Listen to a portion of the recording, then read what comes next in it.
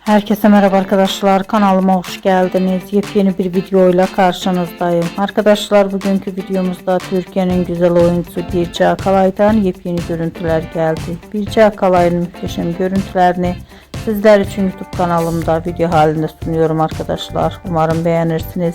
Videomu beğendiyseniz kanalımı izlemeyi ve bildirim butonuna basmayı unutmayın. Şimdilik benden bu kadar olsun.